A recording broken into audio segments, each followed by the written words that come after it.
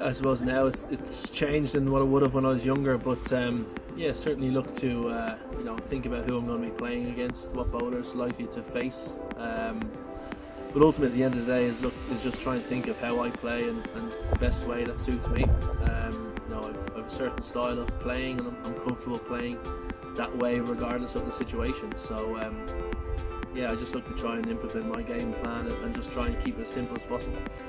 Yeah, I think so. I mean, I think it's over the past and historically, I've probably played more of my better innings is when I've been very laid back and very calm. So certainly it's my demeanour off the field, and I try and bring it onto the field as well. I just like to try and have fun and enjoy the game and try and give the people who are watching a little bit of entertainment.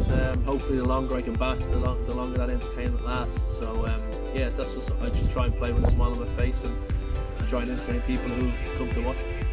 I've got a few little superstitions that I do when I'm batting. If a wicket falls, I retake guard. And if there's a change of bowler, I retake guard as well. And I say the same couple of words to myself, as the bowler's running into bowl. So I'm pretty superstitious like that, and I think most cricketers kind of are. It's just playing in front of the crowd. I think it adds a lot. It's what you play international cricket for. You want to play in front of big crowds, and you want to put in performances on the world stage, whether it be with a big TV audience or a big crowd at the ground. So and I like the underdog approach. I think we as a cricket team, we perform better as when we are the underdog. Historically, we have done that, and obviously every time we play one of the bigger nations, we are that. And at World Cups, we generally are the underdog. So I like that approach, and trying to knock off the big boys, and it's just the way I'm wired, I think. This is the fastest 100 in World Cup history. 6th fastest overall. Take a bow, Kevin O'Brien. 150 balls. What an amazing innings. Unbelievable. A couple of times throughout my career, I felt that. I suppose up to 2 or 3 years ago, I was very fortunate. I bowled as well, so if I did have a bad day with the bat, I can always influence the game with the ball and in the field. So I think being an all-rounder, it's a little bit of less pressure. You might not get any runs, but you have a chance to get a couple of wickets and change the game that way. But being primarily a batter now, and I think it's a different type of pressure. And ultimately, I try not to put too much pressure on myself. I just try and go out and play the way people expect me to play, and I try not to put too many goals on how many runs I score, or out a certain way I'm going to bat. I just try and take every training session as an opportunity to be better tomorrow than I was today.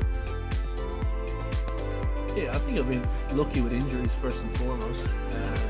I've had one major injury, maybe two, a hamstring and a back injury, throughout my career since 2006. So that's one thing that I've been very lucky with. And I've had 3 or 4 very good coaches who supported me through lean times with the bat and also with the ball. So look, guys have been very loyal to me over my career, which I'm extremely grateful for.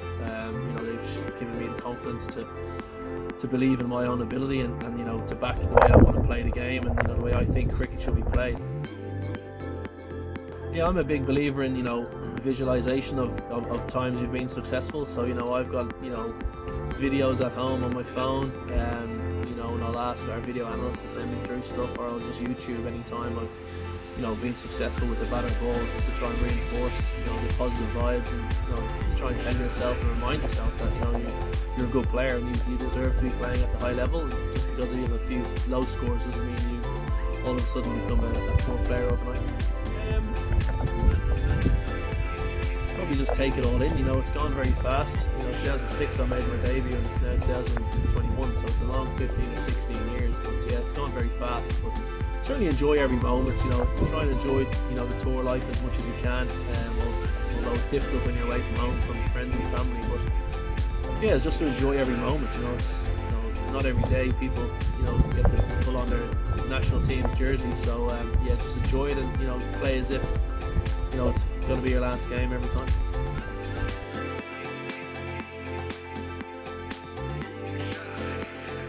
It's been difficult, but thankfully over a 16-year career, I've learned to what to do and what I need to do to be ready to play.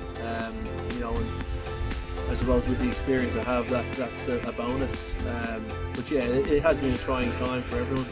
You know, I'm not going to lie, it's difficult when, you know, you go to a hotel and you can't leave. And, you know, when certainly when I'm on tour, it's, you know, I try and get away from the hotel as much as I can, whether it be down to the coffee shop or doing shopping or play golf. But in the bubble, you can't do that, unfortunately. So yeah, the tours we've had lately have been difficult. But yeah, that's just another thing you've got to add to the bow of an international cricketer, just something to deal with as well.